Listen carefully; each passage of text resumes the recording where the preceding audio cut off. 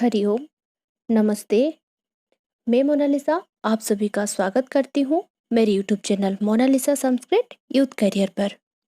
दोस्तों, आज के इस वीडियो में हम विसर्ग संधि के बारे में चर्चा करेंगे। विसर्ग संधि का परिभाषा और उसके भेद के बारे में चर्चा करेंगे। तो दोस्तों, आपको अगर मेरे वीडियो अच्छा लग रहा है तो लाइक और शेयर कीजिए, और अभी तक आपने मेरे चैनल को सब्सक्राइब नहीं किया तो जल्द से जाकर सब्सक्राइब कर लीजिए और साथ ही बेल आइकन को प्रेस कर लीजिए ताकि मेरे बनाए हुए वीडियो सबसे पहले आपके पास नोटिफिकेशन आ जाए। तो चलिए दोस्तों, आज के इस वीडियो को स्टार्ट करते हैं। सबसे पहले विसर्ग संधि का परिभाषा ये कह रहा है कि जब दो वर्णों पास पास आने पर पदों में परिवर्तन होता है तो, और वो भी परिवर्तन विसर्ग के कारण हो, तब जाकर हम उसको विसर्ग संधि कहेंगे। यानी जब दो वर्णों में परिवर्तन होगा और वो जो परिवर्तन विसर्ग की वजह से होगा तब उसको हम विसर्ग संधि कहेंगे। अब बात आती है कि विसर्ग संधि के भेद के बारे में। तो दोस्तों, विसर्ग संधि के कई सारे भेद होते हैं। उनमें से जो प्रमुख रूप से भेद होते हैं वो है सत्व संधि, उत्व संधि, रत्व संधि और विसर्ग का लोप संधि। अब एक एक करके सबके बारे में चर्चा करेंगे। तो पहला है इसमें सत्व संधि। तो दोस्तों, जैसे हम जानते हैं कि व्यंजन जो हमारे व्यंजन वर्ण होते हैं उसमें जो है 3 ठो है, तलवेश, दंतेश और मूर्धनेश वाला। तो कहाँ दंतेश होता है, कहाँ तलवेश और कहाँ मूर्धनेश, इसके बारे में देखेंगे। तो सबसे पहले है सत्व संधि, यानी दंतेश वाला सत्व संधि कहाँ होता है। उसका ये नियम कह रहा है कि विसर्ग के बाद यदि दंतेश त अथवा थ होगा तो फिर दंतेश वो विसर्ग का दंतेश हो जाएगा। मतलब जो विसर्ग है ना वो विसर्ग का ही दंतेश होगा, इसी के स्थान पर दंतेश आदेश होगा, और ये दंतेश त थ में से जो भी होगा वो जैसे को वैसे ही रहेगा। तो देखिए एग्जाम्पल इसका, जैसे भक्तः प्लस सेवते, भक्तः प्लस सेवते। अब देखिए इसमें विसर्ग है फिर बाद में दंतेश है, तो ये क्या हो जाएगा, भक्त सेवते। ये जो विसर्ग है विसर्ग के स्थान पर दंतेश और ये दंतेश, मतलब ये हो जाएगा स में स होकर, ऐसा स में स हो जाएगा। भक्तः प्लस सेवते, भक्त सेवते। वैसे कृष्णः प्लस तदा, कृष्णस्तदा। अब त है इसमें, तो त से पहले विसर्ग होने के कारण भी ये दंतेश हो जाएगा। फिर बालः प्लस तत्र, बालस्तत्र। बालः थुत करोति, बालस्थुत करोति। अब अगला है सत्व संधि, तलवेश, मतलब तालवेश कहाँ, वो था दंतेश वाला, अब ये है सत्व संधि यानी तलवेश वाला। अब इसका ये नियम कह रहा है कि विसर्ग के बाद यदि तालवेश च अथवा छ होगा तो फिर विसर्ग का तालवेश हो जाएगा। दोस्तों देखिए, यहाँ तालवेश च छ इनका कोई परिवर्तन नहीं होगा, वो जैसे को वैसे ही रहेगा, सिर्फ इस विसर्ग का ही तालवेश हो जाएगा। तो चलिए देखते हैं इसका एग्जाम्पल क्या है। चंद्रः प्लस शोभते, चंद्र शोभते। रामः प्लस सेते, रामस्सेते। हरिः प्लस चलति, हरिश्चलति। कः प्लस चित्, कश्चित्। कृष्णः प्लस छागः, कृष्णश्छागः। कः प्लस छात्रः, कश्छात्रः। अब देखिए सब में विसर्ग है, लास्ट में सब में विसर्ग है इधर। फिर ये तालवेश, ये उत्तर पद का जो पहला वर्ण है ये तालवेश अथवा च अथवा छ है। यहाँ तालवेश है, यहाँ च, फिर ये दो में छ है। ये सबके स्थान, मतलब सबसे पहले ये विसर्ग का सब जगह में तालवेश हुआ, तालवेश और तालवेश होकर तालवेश में तालवेश। फिर इधर च से पहले तालवेश हुआ, छ से पहले तालवेश हुआ। ठीक है। अब आती है सत्व संधि यानी मूर्धनेश सत्व संधि। सत्व संधि का नियम है विसर्ग के बाद मूर्धनेश ट अथवा ठ होने से वह मूर्धनेश और यहाँ मूर्धनेश होगा, मूर्धनेश प्लस जैसे पहले होता था ना वैसे ही विसर्ग का मूर्धनेश हो जाएगा। यहाँ मैंने नहीं लिखा, गलती से छूट गया, यहाँ होगा विसर्ग का मूर्धनेश हो जाएगा, मूर्धनेश प्लस फिर मूर्धनेश ट ठ, जो भी होगा वो जैसा को वैसा ही होगा, सिर्फ विसर्ग का मूर्धनेश हो जाएगा।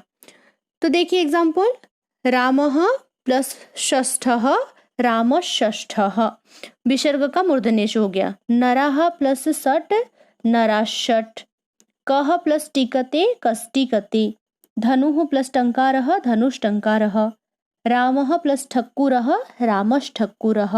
ये सब में विसर्ग है और मूर्धनेश ट ठ में से है, तो इसलिए इससे पहले मूर्धनेश हुआ है सब में। ठीक है, अब अगला जो संधि है हमारे उत्व संधि। अब उत्व, ये था यहाँ तक हमने पढ़ लिया सत्व संधि के बारे में। अब अगला जो संधि है उसका उत्व संधि। अब उत्व संधि का क्या नियम है? उसका पहला नियम ये कह रहा है कि विसर्ग से पहले और बाद में यदि ह्रस्व ओ होने पर विसर्ग का उ हो जाता है तथा पहले वाले अ के साथ उ को मिलाकर गुण संधि होकर पूर्व रूप संधि में मिलाकर अ का अवग्रह चिन्ह हो जाता है, मतलब पूर्व रूप संधि यहाँ हो जाता है। तो देखिए, जैसे नियम क्या कहा, अ विसर्ग से पहले और बाद में अ होगा, ह्रस्व अ होगा, मतलब अ प्लस विसर्ग होगा प्लस अ होगा। ये रहा विसर्ग, विसर्ग से पहले अ और बाद में भी अ हुआ, तो क्या हो जाएगा, विसर्ग का उ हो जाएगा। ये कहा ना, विसर्ग का उ हो जाता है, विसर्ग का उ हो जाता मतलब ये अ था, अ का अ रहा, विसर्ग के स्थान पर उ हो गया, अ प्लस उ हो गया, विसर्ग का उ हो गया, फिर बाद में अ। अब देखिए दोस्तों, पहले हमने स्वर संधि में पढ़ा था, अ के बाद उ होने से क्या हो जाता है इनके स्थान पर, अ प्लस उ होने से ओ हो जाता है गुण संधि के नियम के हिसाब से। कहा था ना, ओ या आ के बाद अगर ई उ रुल रू हो तो फिर उसके स्थान पर ए ओ और अल आदेश होता है, तो उ के स्थान पर ओ हो जाएगा। ये कहा, पहले वाले ओ का उ मिलाकर गुण संधि होकर ओ हो जाता है, तो ये ओ हो गया। अब आता है यहाँ इसके स्थान पर ओ हो गया। अब ये ओ प्लस ओ, जब देखिए ये रहा अ प्लस उ हो गया, फिर उसके बाद अ हुआ था, अब इसके स्थान पर हो गया ओ। अब इधर क्या है, ओ प्लस अ है। अब ओ प्लस अ हमने कहाँ पढ़े थे, पूर्व रूप संधि में पढ़े थे ना, ए प्लस ओ, ए अथवा ओ के बाद अगर अ होगा तो फिर उसके स्थान पर अवग्रह चिन्ह आदेश होता है, तो अब इसमें भी अवग्रह चिन्ह आदेश हो जाएगा। कहाँ आदेश होगा, ओ प्लस ओ के जगह में ओ होकर फिर अवग्रह चिन्ह आदेश होगा। ठीक है, तो देखिए एग्जाम्पल, प्रथमः प्लस अध्यायः प्रथमोध्यायः। देखिए प्रथमः प्लस अध्यायः, यहाँ प्रथमः विसर्ग है, विसर्ग से पहले प्रथम में अ है। अब ये जो अ प्लस विसर्ग प्लस अ है, तो अब क्या होगा इसमें, ये विसर्ग का उ हो जाएगा। अब उ होने से क्या क्या होगा, फिर अ प्लस उ प्लस अ, फिर अब अ और उ का क्या हो जाएगा, इधर ओ हो जाएगा, ओ हो जाएगा, फिर ये रहा ओ।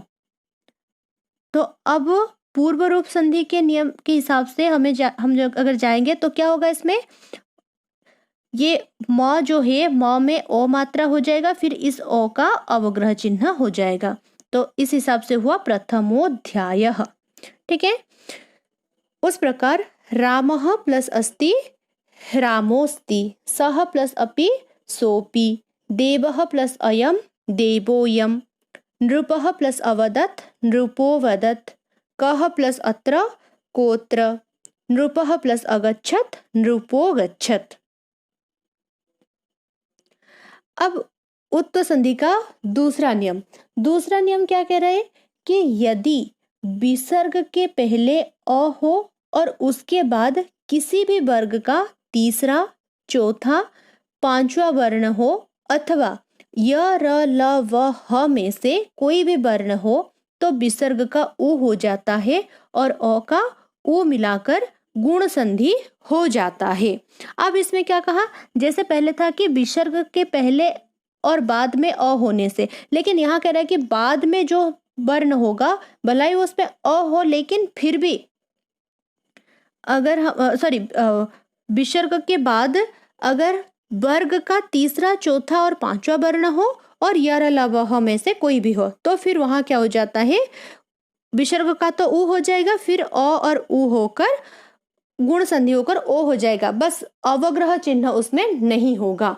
ये तो दोस्तों हमें पता ही था, क्योंकि अवग्रह चिन्ह तभी होगा जब ए अथवा ओ के बाद अ होगा। लेकिन यहाँ जब वर्ग का तीसरा, चौथा और पांचवा वर्ण होगा, इसमें अ थोड़ी होगा, नहीं होगा ना, फिर यर लवह है, इसमें ये तो अ नहीं है, तो फिर इसमें अवग्रह चिन्ह कहाँ आएगा। अब देखिए एग्जाम्पल इसका, देवः प्लस गच्छति। देवः, अब विसर्ग से पहले अ है, तो अब ये क्या हो जाएगा, विसर्ग का तो उ हो गया, फिर अ प्लस ओ हो गया यहाँ। लेकिन यहाँ अगर अ होता तो फिर हम इसमें अवग्रह चिन्ह करते, लेकिन अ ना होने के कारण ये वैसा ही रहेगा। और ये जो शब्द है वो कैसा वाला होगा, वर्ग का तीसरा, चौथा, पांचवा और यर लवह में से कोई होगा।